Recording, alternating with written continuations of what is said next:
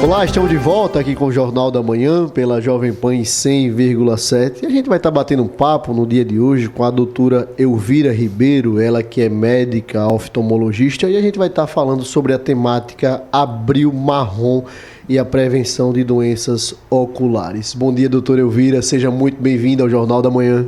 Bom dia, é um prazer estar com vocês e informar alguma coisa sobre o Abril Marrom, né? Que é uma campanha de conscientização à população da necessidade de se fazer exames periódicos para evitar doenças que poderiam não causar cegueira se fossem tratadas precocemente. Doutora Elvira, a gente tem algumas datas marcantes, né? Tem o maio, né? Maio amarelo, a gente tem a questão do janeiro branco, né? Mas assim, confesso, né, que o Abril Marrom é uma novidade e acredito para muitos ouvintes também aqui do Jornal da Manhã nos 4 cantos do estado de Alagoas. Explica pra gente quando surgiu esse Abril Marrom, desde quando ele existe e quais são as doenças que ele foca, né, para, por exemplo, evitar a questão da cegueira, como a senhora colocou. Sim, o Abril Marrom, ele foi criado em 2016 pelo Conselho Brasileiro de Oftalmologia.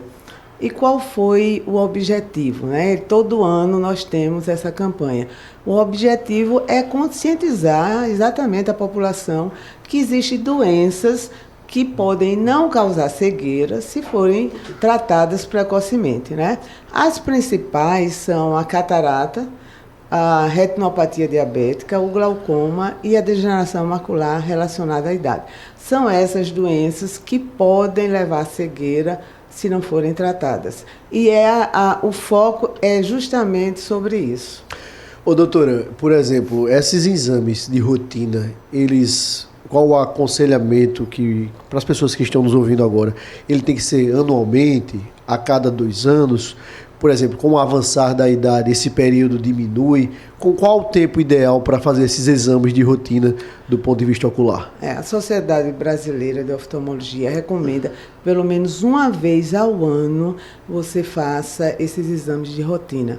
Porque existe um desconhecimento muito grande da população sobre procurar um especialista. Você imagina que cerca de pelo menos 6 milhões de pessoas nunca foram oftalmologistas na vida. É um número muito grande. É muito grande. Então, essas doenças, 80% delas poderiam ser tratáveis se fossem diagnosticadas precocemente. Então, é um número muito preocupante porque existem doenças que causam a cegueira irreversível. Por exemplo, o glaucoma. O glaucoma, ele causa uma doença que não tem como reverter quando o paciente já está cego, né? E o perigo do glaucoma é porque ele é silencioso, ele não dá sintomas. E você tem que procurar um oftalmologista, e o oftalmologista tem a obrigação de saber se você tem antecedentes do glaucoma. Então, eu pergunto a todo paciente meu, você tem alguém na sua família que tem glaucoma? Questão genética. Pai, mãe, irmão, tio, avô cego por glaucoma, porque a condição genética é muito prevalente. Então, existe, falando no glaucoma de um modo geral, porque é a maior causa de cegueira irreversível, né? E existe a Sociedade Brasileira de Glaucoma, ela fez uma entrevista com a população. E eu fiquei espantada com os dados, porque 1/3 dos pacientes acham que o glaucoma tem cura. Ele não tem cura, ele tem controle, ele não tem cura. E esses pacientes acima dos 40 anos, eles não sabiam nem o que era glaucoma. E o glaucoma, ele desenvolve é mais frequente acima dos 40 anos. E o mais preocupante ainda é que pelo menos 50 milhões de brasileiros nunca tinham ido a um oftalmologista. Então, além da despreparo da população, da falta de informação, da desinformação. Além disso, o fato de ser uma doença silenciosa é que causa maior preocupação. Porque quando o glaucoma ele cega, não tem como reverter, porque é uma lesão de fibras do nervo óptico. E ele começa a cegar pela periferia. Quando o paciente ele vai perceber, ele só tem uma visão central, ele não tem mais periferia. Então, é uma situação bastante debilitante. Não tem sintomas, aí só pode se identificar essa possibilidade, ou até mesmo o início, né, de forma precoce, no exame de na rotina. Consulta. O paciente ele tem que procurar um oftalmologista, para ele ter essa orientação, para ele ser... Porque no consultório a gente tem condições só de medir a pressão do olho, mas o glaucoma não é só a medida da pressão do olho. Muitas vezes o paciente tem uma pressão normal e tem glaucoma. Então, ele tem alguns testes, alguns exames que a gente tem obrigatoriamente de pedir para ser realizado uma vez por ano, para que a gente saiba se esse paciente tem propensão a desenvolver o glaucoma, se ele tem ou não glaucoma já instalado, ou se ele precisa ser só avaliado uma vez por ano. Mas a gente precisa desses testes. E são exames, a gente não tem condições do simples exame.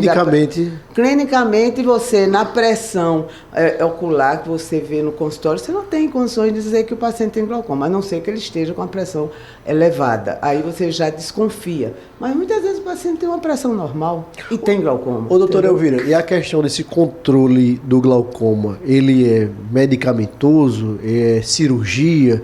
Como é que se dá o controle dessa questão do glaucoma? Depende. O glaucoma, inicialmente, o controle é medicamentoso.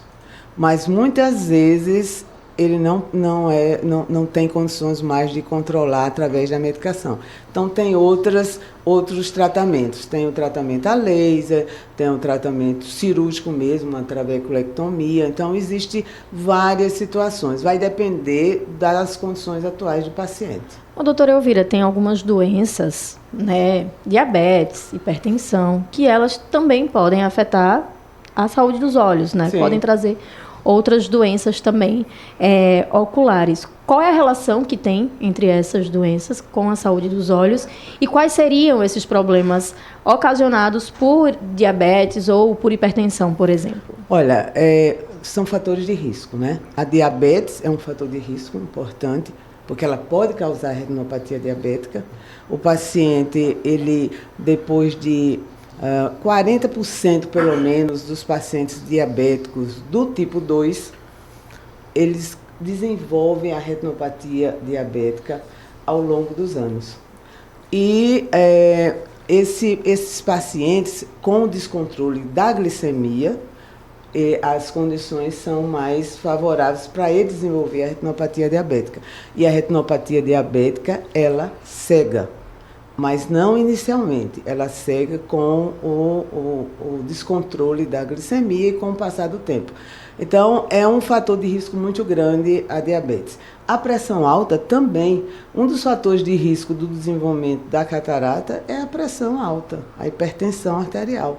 Como também no paciente com glaucoma, como no paciente também com a retinopatia diabética. Então, são pacientes que precisam ter uma vida saudável, né? É reversível, doutora, esse problema, por exemplo, com a diabetes, ele é reversível com a saúde ocular? Ela é reversível no começo, né? Se o paciente diabético, se ele tiver uma retinopatia diabética avançada, ele cega e não tem como reverter. O diabético, ele precisa ser examinado pelo menos uma vez ao ano o seu fundo de olho, porque o fundo do olho é que vai mostrar se ele tem uma diabetes já instalada, uma retinopatia diabética já instalada, e se tem áreas de isquemia, se tem algumas alterações mais graves que precisam ser tratadas. Aí vai depender também dos achados. Pode ser uma fotocoagulação a laser, pode ser uso de antiangiogênicos, e você pode melhorar muitas condições desse paciente desde que sejam tratados precocemente. Tudo é uma questão da precocidade do tratamento. Então, deixa eu tirar uma dúvida agora. Voltando agora para a idade da infância, né? Para os bebês. Teste do olhinho. Tá. Fala-se muito sobre o teste do olho, a importância, o teste do olhinho, a criança ela pode nascer com a catarata congênita, né? O teste de olhinho, ele é obrigatório, é uma lei federal, obrigatória de se fazer no nascimento. Então, o neonatologista, ele tem a obrigação de fazer um teste de olhinho quando a criança nasce. Mas é um teste de olhinho, assim, um pouco superficial. Uma semana depois, ele tem que passar por um oftalmo pediatra. Aí sim, esse teste vai ser mais abrangente e pode detectar um problema, não só de catarata congênita, mas alguns outros problemas. Porque a criança, se a mãe ela tem alguma doença no primeiro trimestre da gestação, como sífilis, toxoplasmose, rubéola, ela pode passar isso para o feto e o feto nascer com algum tipo de alteração. Então, o teste do olhinho é fundamental nesses casos, porque não é só a catarata congênita, existem outros casos que podem ser detectados pelo teste do olhinho. Doutora Elvira Ribeiro, quero agradecer demais a sua participação aqui no Jornal da Manhã. É sempre importante levar esse papo, esse diálogo esclarecedor para a sociedade, para a população alagoana. Saúde é um tema central aqui do Jornal da Manhã, porque é muito bom, né, a gente falar de saúde, principalmente para aqueles que mais precisam, né? Regiões longínquas, no interior do estado de Alagoas, como a doutora Elvira colocou aqui, muitas vezes pessoas nascem, morrem, sequer vão ao oftalmologista, né? E tem casos que realmente é aquela questão do exame, né? Um exame precoce para ver se você tem uma doença, para se tratar, para não perder a visão de forma completa. Doutora Elvira, quero agradecer demais a sua participação aqui, quero fazer um convite público para que a senhora esteja aqui em outras oportunidades, tratando dessas e de outras temáticas, e quero deixar um espaço para suas considerações finais. Eu queria 3 observações. Primeiro, muita gente acha que um simples ir a uma ótica e fazer olhar um óculos, ou então entrar numa banca de revista e escolher um grau é importante para a sua visão. E não é. Doutora Elvira, quero fazer um parêntese e alertar, né? Conselho Regional de Medicina, alertar órgãos de controle, porque eu vou dar um testemunho aqui. Você anda no centro da cidade e são pessoas lhe abordando. Venha fazer um exame, venha fazer. Qual é a legalidade desse ato? Isso pode ser feito por um médico? Se não for por um médico, quem tem a responsabilidade disso? Assim, eu falo publicamente aqui porque sou frequentador do centro da cidade e vejo isso acontecendo diariamente. Então é bom, importante que fique esse alerta. Falar até com o Maílson, Natália, para isso virar pauta também aqui no Jornal da Manhã, para que isso fomente essa discussão em outros órgãos de imprensa também aqui no nosso estado, na nossa cidade, esse importante alerta. Por favor, doutora Elvira. E outra coisa, eu queria também alertar o seguinte: a catarata, ela é a causa mais comum de cegueira reversível. Mais de 51% dos casos o paciente tem catarata e pode recuperar sua visão fazendo tratamento cirúrgico.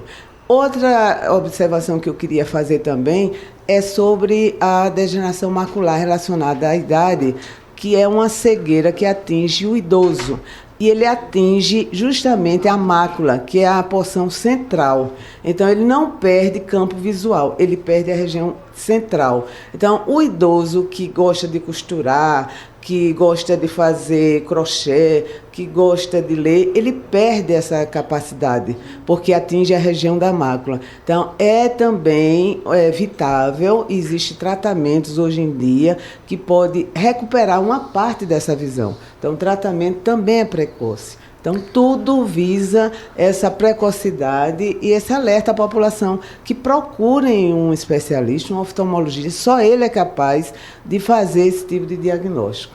Muito obrigado mais uma vez a doutora Elvira Ribeiro, médica oftalmologista, né, falando sobre a questão do abril marrom, né, e a prevenção de doenças oculares. Então, você que está nos ouvindo aí, procura um médico oftalmologista, procura um médico responsável para lhe atender, justamente para evitar problemas oculares, evitar principalmente essa cegueira que que comete muitas pessoas da nossa sociedade. Quero agradecer demais a participação da minha companheira de bancada, Natália Barros, nosso querido Mailson Franklin, sempre nas ruas de Maceió com Geraldo Salgueiro, o Robson Florentino nas redes sociais, o Claudio Stone aqui sempre na técnica.